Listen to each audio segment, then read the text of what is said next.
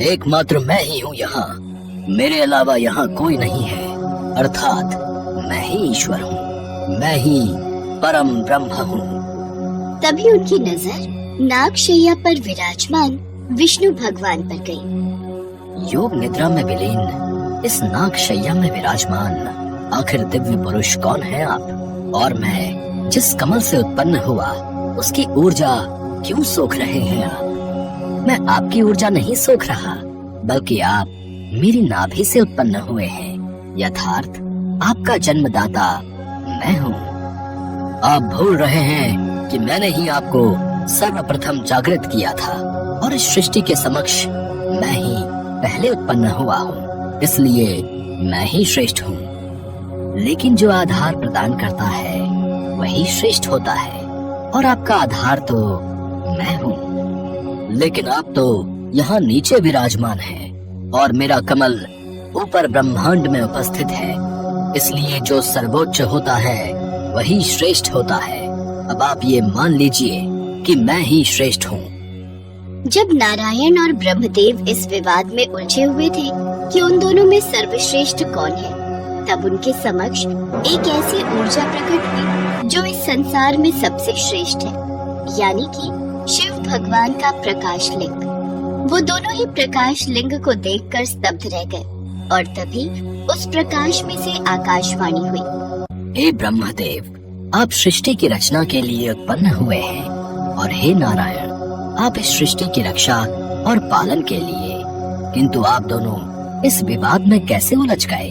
लेकिन फिर भी आप दोनों ये ज्ञात करना चाहते हैं कि कौन श्रेष्ठ है, तो आप दोनों इस लिंग के विपरीत छोर की ओर बढ़िए, और दोनों में श्रेष्ठ वही होगा जो सर्वप्रथम इसके छोर के अंत तक पहुंचने में सर्वप्रथम होगा।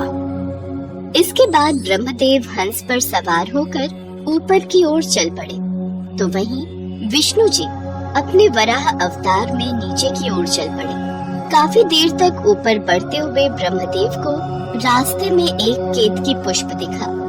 प्रतीत होता है कि इस परोक्ष लिंग का कोई अंतिम छोर नहीं है, किंतु अगर ये पुष्प भी ये प्रस्तुत करे कि मैं स्तंभ के अंतिम छोर तक पहुंच चुका हूँ, तो इस प्रतियोगिता में मेरी विजय ही होगी।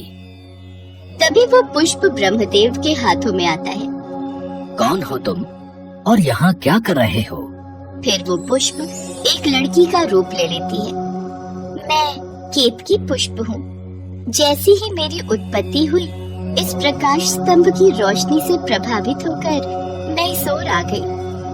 केतकी पुष्प, मैं ही इस सृष्टि की रचना करने वाला हूँ, और अगर तुम चाहती हो कि तुम्हें सर्वश्रेष्ठ पुष्प माना जाए, तो तुम्हें मेरा एक काम करना होगा। आपके इस प्रस्ताव के लिए धन्यवाद, और मैं आपकी सहायता जरूर करूंगी। काफी देर तक जब नारायण और ब्रह्मदेव दोनों को ही लिंग का छोर नहीं मिलता, तो वो दोनों वापस अपनी जगह पहुंच जाते हैं। क्या आप दोनों को लिंग का छोर मिला? क्षमा करे प्रभु, लेकिन बहुत खोजबीन के बाद भी मुझे इस लिंग का छोर नहीं मिला। अब मुझे ज्ञात हो गया है कि ब्रह्मदेव और मुझ में से कोई भी श्रेष्ठ नहीं है। ये सत्य नहीं है।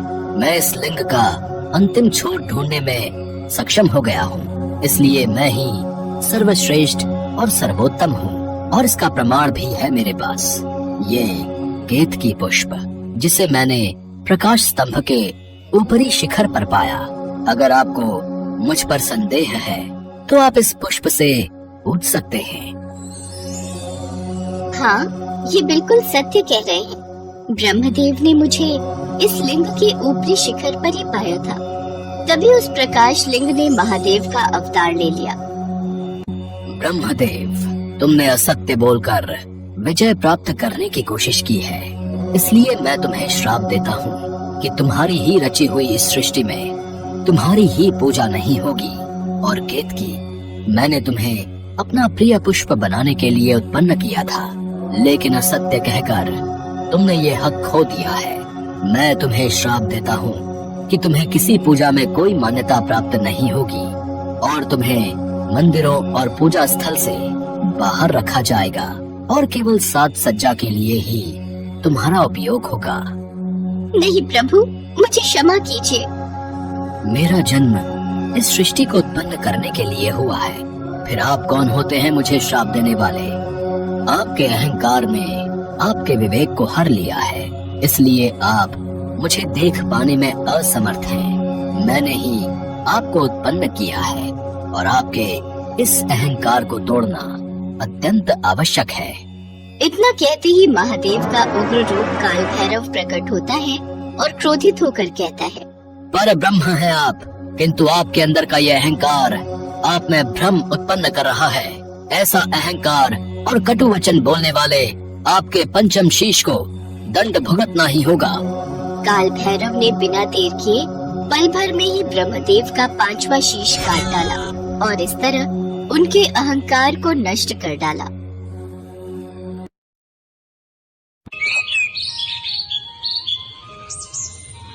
सदियों पहले की बात है। एक बार समस्त श्रेष्ठगण और विद्वान पंडित ऋषि मुनि के लिए एक सभा आयोजित होती है, जिसमें महर्षि वशिष्ठ, महर्षि विश्वामित्र और नारद जैसे महान विद्वान शामिल होते हैं। वो सभी आपस में इस बात पर चर्चा करते हैं कि भगवान राम का नाम स्वयं राम के अस्तित्व से बड़ा है। उसी सभा में भगवान राम के परम भक्त हनुमान जी भी मौजूद होते हैं। हनुमान जी उन सब की बातों को बड़े गौर से सुन रहे होते हैं। तभी नारद हनुमान की तरफ देखते हैं और मन ही मन सोचते हैं, राम का नाम स्वयं राम के अस्तित्व से बड़ा है और इस बात को तो मैं सिद्ध करके ही रहूंगा। कुछ देर बाद सभा का समापन होता है। सभी ऋषिगण वहाँ से प्रस्थान के लिए खड़े होते हैं तो हनुमान जी सबके अभिनंदन के लिए खड़े होते हैं। तो नारद जी हनुमान के पास आते हैं और उनसे कहते हैं, नारायण नारायण, क्या बात है हनुमान जी, आप सभी ऋषि गणों का कितना आदर करते हैं। जैसे ही सभा समाप्त हुई आप उनके अभिनंदन के लिए उठ खड़े हुए, लेकिन एक बात आपको अजीब नहीं लगती? कौन सी बात देव ऋषि जी, आप स्पष्ट शब्दों में कहिए कि आप कहना क्या चाहते हैं। ऋषि विश्वामित्र तो एक राजा है और फिर एक राजा का ऋषि के रूप में अभिनंदन कैसा? मुझे तो ये बात ठीक नहीं लगती।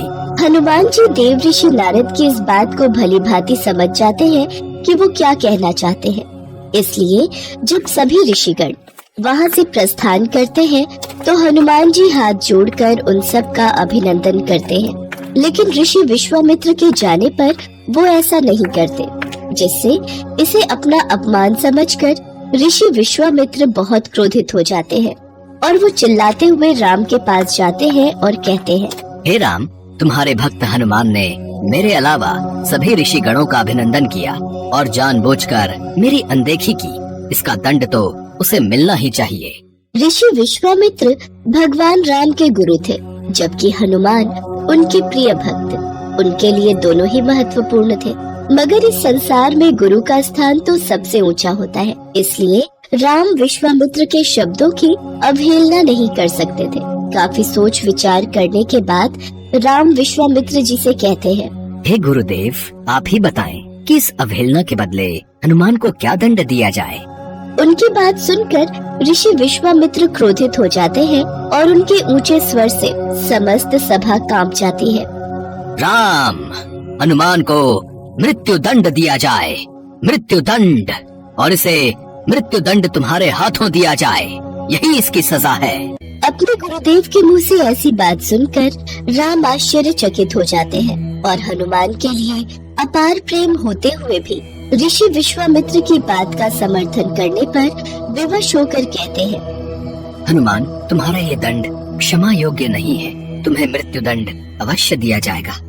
जैसी आपकी इच्छा प्रभु, आपके हाथों मृत्यु पाना तो मेरा सौभाग्य होगा। श्री राम अपने गुरुदेव की बात का मान रखते हुए हनुमान को मृत्यु दंड देने के लिए तैयार हो जाते हैं और हनुमान जी असमंजस में पड़ जाते हैं। मगर तभी नारद उनके पास आकर कहते हैं, नारायण नारायण, राम भक्त हनुमान, मेरी मानो तो राम नाम में लीन हो जाओ। हो सकता है उनके नाम में लीन होने से स्थिति में परिवर्तन हो जाए। नारद की बात मानकर हनुमान जी जंगल के बीचों बीच एक पेड़ के नीचे बैठकर राम नाम का जप करने लगते हैं। जय श्री राम, जय श्री राम, जय श्री राम, जय श्री राम, जय श्री राम। हनुमान राम नाम में विलीन हो जाते हैं और उधर राम हनुमान को मृत्यु दंड देने के लिए वहां उपस्थित हो जाते हैं। विधि का विधान भी कितना अजीब है। जो अपार स्नेह का भागी है, आज उसी को मृत्यु दंड देने को विवश हूँ। भगवान राम ख्यालों में खोए हुए ही होते हैं कि तभी उन्हें अपने गुरु विश्वामित्र के अपमान का स्मरण हो आता है और वो क्रोधित अवस्था में आकर अपना बाण निकालकर हनुमान की तरफ छोड़ देते हैं, किंतु उनके बाणों का हनुमान पर कोई असर नहीं होता। ये कैसी विडंबना है, मेरे सभी बाण निष्क्रिय क्यों हो रहे हैं? हनुमान आंखें बंद करके लगातार राम नाम का जप किए जा रहे थे। राम अपनी हर बलशाली शक्तियों का प्रयोग करके थक जाते हैं, किंतु वो हनुमान का बाल भी बांका नहीं कर पाते। राम आश्चर्यचकित होकर कहते हैं, कुछ भी हो हनुमान, लेकिन तुम्हें मृत्यु दंड तो मैं देकर ही रहूंगा। अपने गुरुदेव को दिए वचन का पालन मुझे करना ही होगा। इतना कहते ही राम अपना ब्रह्मास्त्र निकालते हैं और उसका प्रयोग करने लगते हैं। वो जैसे ही ब्रह्मास्त्र का प्रयोग करते हैं तो तीनों लोगों में हाहाकार मच जाता है। जमीन से ज्वालामुखी फूट पड़ती है, सागर में ऊंची ऊंची लहरें उठ खड़ी होती है, पर्वत टेक गिरने लगते हैं, जंगल में आग लग जाती है, जीव जंतु प्राणी सभी अपनी जान बचाने के लिए संघर्ष करने लगते हैं, किंतु राम नाम में लीन हनुमान अभी भी राम नाम के जप में लीन रहते हैं। उन पर ब्रह्मास्त्र भी बेअसर रहता है। राम नाम का जप हनुमान के लिए सुरक्षा कवच का काम करता है।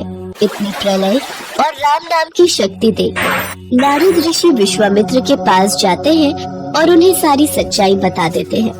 फिर ऋषि विश्वामित्र राम को अपने वचन से मुक्त कर देते हैं। नारद ये सिद्ध करने में सफल हो जाते हैं कि राम नाम की शक्ति स्वयं राम के अस्तित्व से कई गुना अधिक शक्तिशाली है।